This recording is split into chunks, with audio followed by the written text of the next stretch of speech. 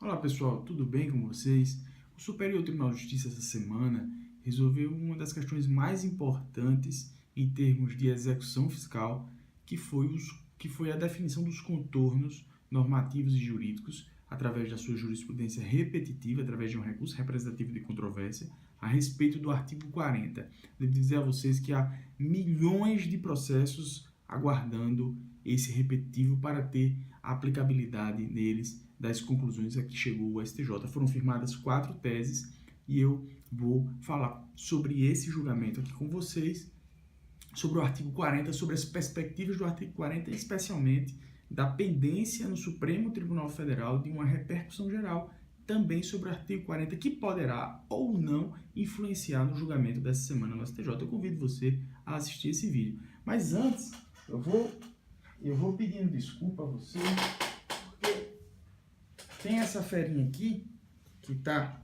acompanhando aqui a gravação do vídeo, e ela pode dar uma mordiscadazinha aqui no fio e alguma coisa. Então, se vocês ouvirem um barulho, além da cadeira que está fazendo aqui muito barulho, é essa ferinha aqui, chamada Fiona, tá? Manda um abraço para todo mundo, Fiona, e fique quietinha aqui, viu? Bem quietinha. Agora, a explicação do artigo 40, a gente vai abordar esses 9 pontos que eu estou colocando aqui na tela para vocês. Eu vou começar falando da execução fiscal, os 2 objetivos que marcam a execução fiscal. A questão do artigo 8º da execução fiscal é só uma contextualização. Vou relembrar um outro repetitivo, também de relatoria do ministro Mauro Campos Belmarques. Sobre esse repetitivo de 2013, a repercussão do novo CPC nele. Vou relembrar aqui a súmula 435 do STJ.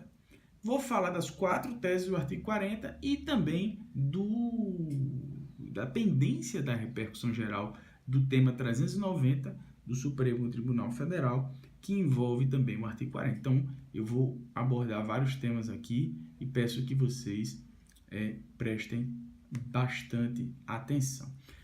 A execução fiscal não é nada mais, nada menos do que um processo de busca coercitiva, de trazer aos cofres públicos de maneira coercitiva os valores que não foram adimplidos de maneira voluntária.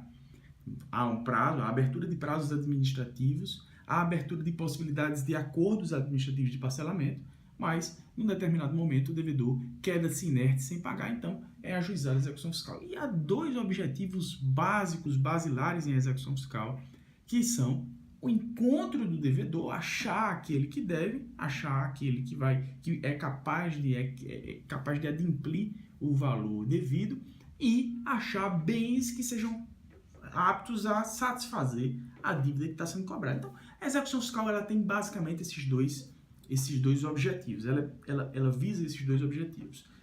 É importante destacar que em execução fiscal ninguém é citado para defender-se. E aqui entra o item 3, o artigo 8º da Lei de Execução Fiscal. Eu vou mostrar aqui para vocês. O artigo 8º, ele deixa isso claro, quando ele fala que o executado será citado para uma finalidade de pagar a dívida ou garantir a execução. Então, o executado em execução fiscal ele não é citado para defender-se. A defesa na construção do crédito público, ela ocorre administrativamente através do processo administrativo fiscal. Pode haver defesa em um processo judicial? Pode. Como é essa defesa? Essa defesa ocorre através, especialmente, dos embargos à execução. Há outras formas heterotópicas de defender-se de uma cobrança de um tributo. Uma ação anulatória, uma ação declaratória, um incidente de exceção de prescritividade, mas a defesa própria é deduzida em forma de ação autônoma e se chama embargos de execução fiscal.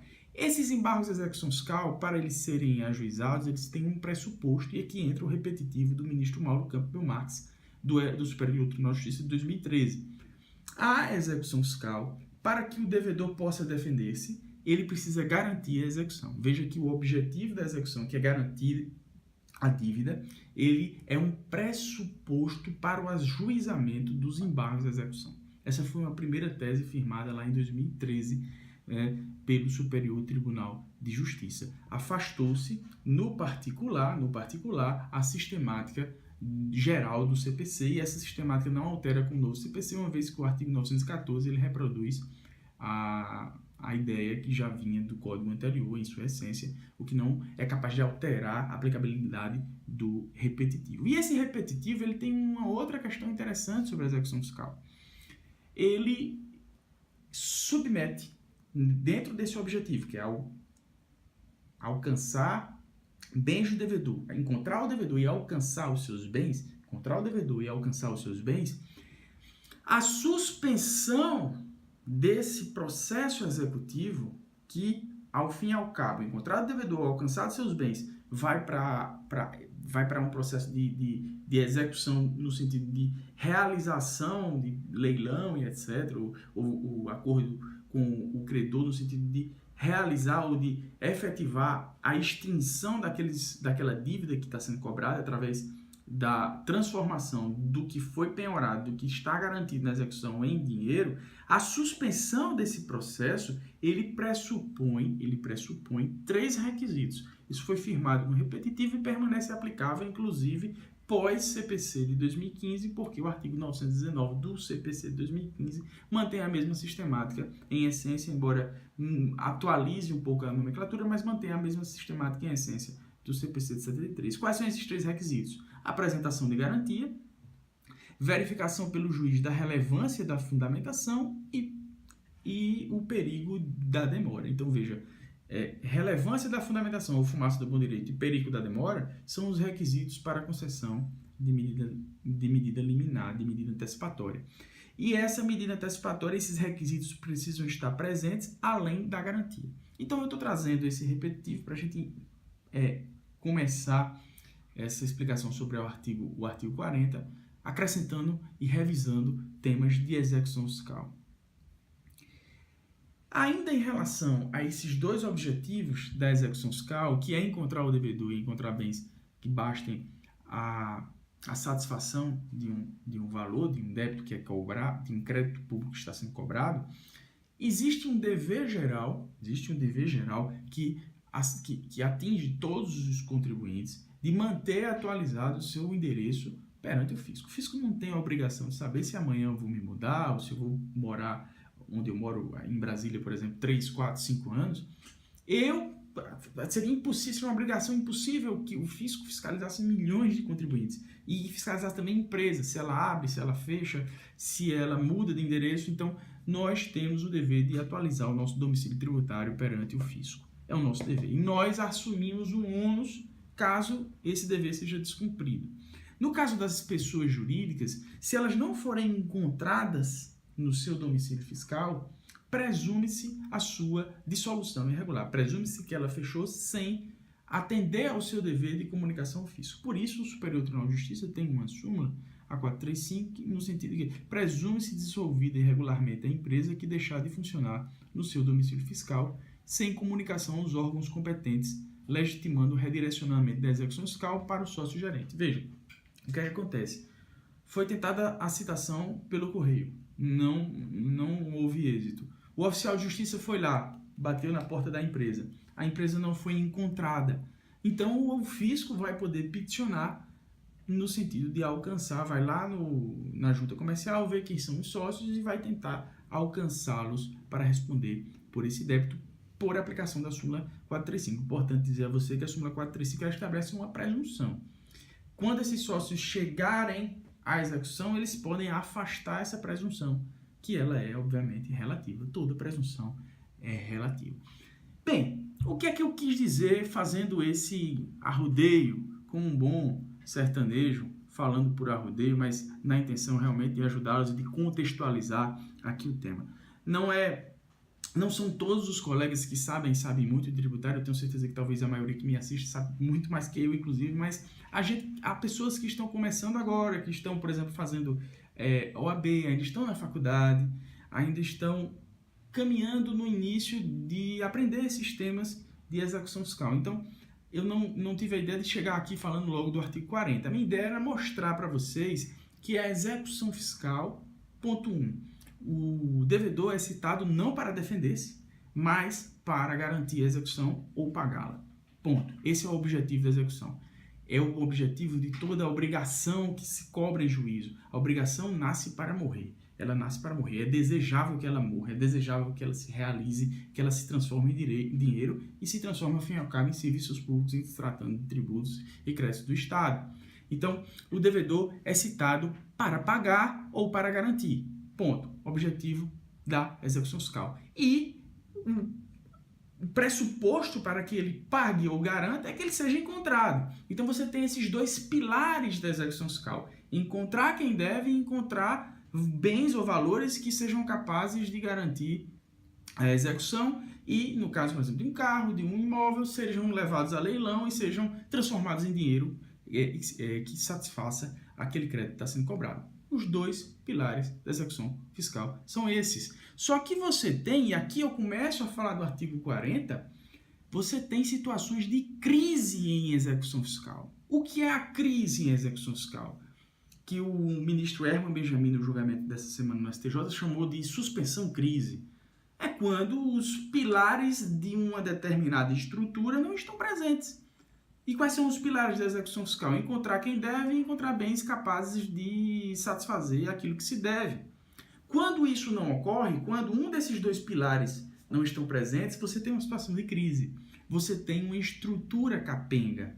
Não foi encontrado devedor, não foi encontrados, ou foi encontrado devedor, tem um pilar, mas não tem bem, faz o quê? E aí, nesse faz o quê, existem milhões de processos nos escaninhos do judiciário aguardando. Faz o quê? E aí existe um instituto que não é exatamente igual à prescrição do direito material, chamado de prescrição intercorrente, que é aquela prescrição que ocorre dentro de um processo. Ocorre tendo como pressuposto o mesmo princípio, o passado tempo aliado à inércia, mas que tem a peculiaridade de ocorrer num espaço processual, num espaço técnico específico. O prazo da prescrição intercorrente ele vai ser sempre o mesmo prazo do direito material que está sendo carreado ou que está tentando se efetivar nos autos do processo. Por exemplo, uma execução fiscal ela pode carrear direitos materiais de espécies diferentes. Pode ser uma multa administrativa, de natureza, portanto, pode ser ambiental, pode ser trabalhista, pode ser uma multa eleitoral, mas, na maioria dos casos, é de natureza tributária. Os créditos tributários são extintos pela prescrição no prazo de 5 anos. Então, você vai ter uma prescrição intercorrente no prazo de 5 anos. Mas nem todos os créditos carreados em execução fiscal, eles são extintos no prazo de 5 anos. Então, nem sempre será necessariamente de 5 anos a prescrição intercorrente. Você vai ter que ir lá no direito material e ver essa execução fiscal aqui. Deixa eu tirar o véu da execução fiscal, o véu da técnica, o véu do processo. O que é que está sendo cobrado? Qual é a natureza da dívida? E aí você vai ver no direito material quando prescreve aquela dívida e você vai ver qual é a prescrição intercorrente. Então, nessa situação de crise, nós temos o artigo 40, que está aqui no computador. O juiz suspenderá o curso da execução enquanto não localizado o devedor, encontrado bens sobre os quais possa cair penhora, e nesses casos não correrá prazo de prescrição. Esse é um dos últimos artigos da Lei de Execução Fiscal, justamente porque ele trata de uma situação excepcional e de uma situação onde você chega num determinado ponto do processo no qual você não tem para onde ir. E qual é a solução que ocorre aqui? Eu fiz uma telinha aqui, certamente muito amadora, como é minha proposta aqui, que ilustra isso, e a partir dessa tela eu vou explicar as teses que foram firmadas pelo STJ essa semana. Não encontrado devedor, ou encontrado devedor e não encontrado bens que sejam capazes de satisfazer a execução, você tem, como disse o caput, uma suspensão do processo. Uma suspensão. Não confundam, desde já, suspensão com arquivamento. A suspensão ela ocorre pelo prazo de 1 ano. Você tem essa suspensão aqui, parágrafo 1º do artigo 40, suspenso o curso da execução, será aberta vista dos autos ao representante judicial da Fazenda Pública. Aqui na minha telinha, você tem aqui, devedor não encontrado ou bens não encontrados.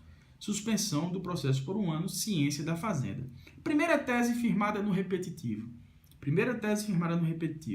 Essa ciência não precisa, para que comece a valer a suspensão, para que comece a valer o artigo 40 da LEF, caput, parágrafo 1º. Não precisa que o juiz faça um despacho bem bonitinho, dizendo não foram encontrados bens, portanto, nos termos da lei, estou suspendendo o processo. Não precisa disso.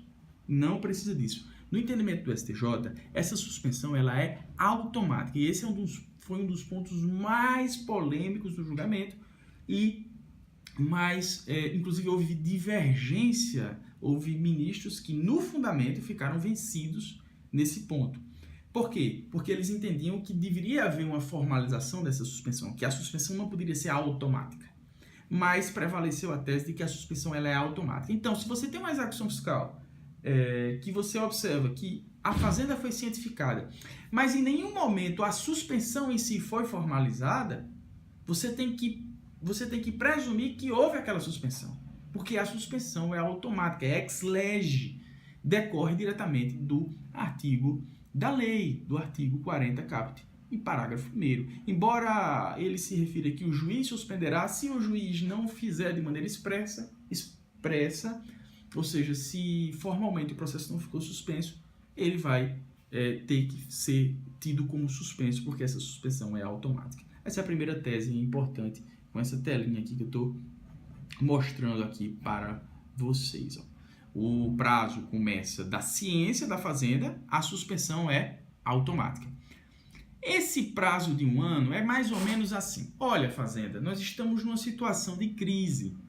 Corra, diligencie, vá atrás, vá lá no Detran, no registro de imóveis, você é o titular do crédito, você é quem tem interesse e deve ter interesse de diligenciar no sentido de achar quem deve e achar bens que possam garantir o que se deve. Então eu estou te dando esse prazo de 1 ano de suspensão do processo para você trazer um resultado, uma possibilidade de resultado útil a isso aqui. Então essa é a ideia desse ano, é a ideia de oportunizar a fazenda a possibilidade de trazer à execução esses pilares que a sustentam e que podem permitir o seu resultado útil. Então, você tem esse prazo de 1 ano. Eu vou continuar lendo aqui o artigo 40. Decorrido o prazo máximo de 1 ano, sem que seja localizado o devedor ou encontrados os bens penhoráveis, o juiz ordenará o arquivamento dos autos. Veja, esse arquivamento dos autos, o término do prazo de 1 ano, ele será o marco inicial da prescrição intercorrente. E aqui é uma outra conclusão, parecida com a conclusão primeira da qual eu falei. Esse marco aqui também é automático. Não há necessidade do juiz dizer, fazenda, olha, aquele prazo de 1 ano que eu abri, da sua cientificação, aquele prazo de 1 ano, ele terminou. A partir de agora, fazenda, vou lhe intimar. A partir de agora está começando a correr a prescrição intercorrente. Isso não é necessário para que a prescrição intercorrente venha a ocorrer, hipoteticamente, nos autos. Não é necessário. Então, você tem exatamente a automaticidade da consumação do início da prescrição intercorrente e da observância dessa prescrição intercorrente nos autos. A ideia, isso foi muito dito pelo ministro relator Mauro Campbell Marques, é que não há senhorio, não há donos, não há senhores do tempo nas execuções fiscais. Nem o juiz, nem a fazenda, eles são os donos dos marcos iniciais e finais desses prazos. Não pode ficar a critério do juiz despachar no sentido que a prescrição intercorrente ocorra.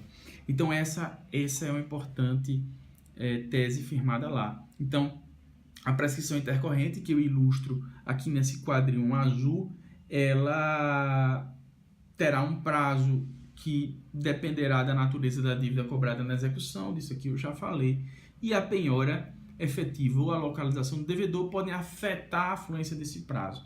Mas não há a necessidade de haver um ato formal entre esse quadro laranja e esse quadro azul. Não há necessidade disso. Penhora efetiva e localização do devedor são capazes de obstruir ou obstacularizar, melhor dizendo, a fluência dessa prescrição intercorrente. E ainda que a fazenda encontre o devedor, encontre bens penhoráveis no último dia do prazo, vamos supor que seja de 5 anos, da prescrição intercorrente, e o juiz só venha a despachar isso 1 ou 2 anos depois, desde que essa penhora seja efetiva, frutífera, como se chama no termo mais técnico do processo, haverá interrupção da prescrição intercorrente. Ou seja, o que eu quero dizer com isso para vocês é que a prescrição intercorrente,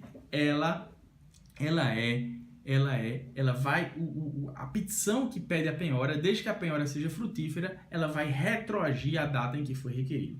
Fiona está agitando aqui, eu vou terminar colocando ela lá no canto dela. Vai para lá, Fiona. Fica aí, viu? Então, como eu estava dizendo para vocês, antes de ser interrompido, a penhora efetiva ou a localização de bens, quando ela é requerida nos autos, ela é capaz de obstacularizar a fluência da prescrição intercorrente. E aí, ainda que por demora de mecanismos judiciários essa penhora só seja efetivada, formalizada, o resultado útil dela, a fruição dela só ocorra posteriormente à consumação do quinquídio, haverá retroação para a data em que a fazenda protocolou o pedido de penhora nos autos. Então, isso é importante. Também é importante dizer que, exceto em relação à primeira ciência, aquela que inaugura a suspensão automática da execução, exceto quanto a essa, qualquer nulidade ocorrida durante o curso do processo dependerá de efetiva demonstração de prejuízo por parte da fazenda, para poder ter sucesso na sua alegação. As 4 teses eu peguei do site Migalhas. Não serão exatamente essas aqui, tá? O texto não será exatamente esse aqui que eu estou colocando na tela, porque houve, na composição dos votos do colegiado, houve uma formação de maioria condicionada à adequação do voto do relator àquilo que os ministros entendiam em relação ao tema. Então, eu vou ler essas teses aqui, mas o texto que vai prevalecer ao final não será necessariamente esse. O prazo de 1 ano da suspensão previsto no artigo 40, parágrafos 1º e 2º da Lei 68 da LEF, tem início automaticamente, a automaticidade dos prazos, na data de ciência da Fazenda a respeito da não localização do devedor e da existência de bens. Havendo ou não petição da Fazenda, havendo ou não decisão judicial, fim do prazo de 1 ano, inicia-se automaticamente o prazo prescricional aplicável, durante o qual o processo deverá estar arquivado sem bar. Deveria estar. Está aqui. O processo deveria estar. Ele pode estar ou não, como nós estamos falando, o STJ entendeu pela automaticidade dessas realidades processuais. A efetiva penhora ou a localização do devedor também, são os 2 pilares dos quais eu falei da execução, é apta a afastar o curso da prescrição intercorrente. A Fazenda, em sua primeira oportunidade de falar nos autos, exceto em relação à nulidade da primeira ciência, a ciência que inaugura todo o problema, toda a problemática, ela deverá alegar um efetivo prejuízo. Então, foram essas as teses firmadas pelo STJ. E, por fim, eu trago aqui a pendência no Linde Case, no RE 636-562, da constitucionalidade do artigo 40 em relação às dívidas de natureza tributária. O que é que aconteceu aqui? Eu não vou ler, porque o vídeo já está ficando muito longo. Está aqui na sua tela a ementa do TRF4 em relação a esse tema. Você dá um pause aí no vídeo e dá uma lida se você não entender do jeito que eu vou falar. O TRF4, ele, observando essa sistemática de 1 ano, mais prescrição intercorrente, ele disse, olha, isso aqui tá errado. Por quê? Porque se a Constituição Federal exige, lei complementar para regular prescrição e decadência tributárias, e na prática você traz esse 1 ano de suspensão, no entendimento do TRF4, você estaria alongando a prescrição de execuções fiscais que cobrem dívidas tributárias de 5 anos para 6. O TRF4 interpretou que esse 1 ano daquela tela aqui, que eu coloquei, essa telinha laranja, termina alongando a prescrição tributária de forma desacompanhada de instrumento legislativo complementar, como exige o artigo 146 da Constituição Federal. Então, o TRF4 declarou inconstitucional esse 1 ano de suspensão. E, tendo declarado inconstitucional, numa arguição de constitucionalidade resolvida pela sua Corte Especial, a União recorreu e o Supremo Tribunal Federal reconheceu a repercussão geral desse tema, se é necessário ou não, em relação especificamente às dívidas de natureza tributária, a necessidade de lei complementar para estabelecer o prazo de suspensão por 1 ano. Vamos aguardar. Evidentemente, se o Supremo Tribunal Federal julgar improcedente o recurso extraordinário da União, nós teremos problemas em relação à aplicabilidade do repetitivo que foi firmado essa semana pelo STJ, e aí a gente vai ter que dar uma estudada a partir da decisão do Supremo no que o repetitivo permanece aplicável ou não. Mas, aparentemente, se o STF der provimento ao recurso extraordinário, melhor dizendo, da Fazenda Nacional, o entendimento do STJ permanece rigorosamente rígido. A princípio, claro que a gente tem que aguardar e ver o que o Supremo vai decidir. De toda forma, você fica com isso em mente, porque nós teremos no futuro outra novidade em relação ainda ao artigo 40 da Lei de Execução Fiscal, para você ver como esse tema é importante e atual também. E se eu tiver a oportunidade, nessa sistemática informal aqui, eu posso trazer alguma consideração quando o Supremo julgar esse tema, atualizando esse vídeo de hoje. Eu agradeço muito pela sua atenção, espero que aqui o resumo tenha sido útil e vou pedindo desculpas pelas interrupções da Fiona e agradecendo pela atenção. Eu vejo você até um próximo vídeo. Muito obrigado pela sua atenção.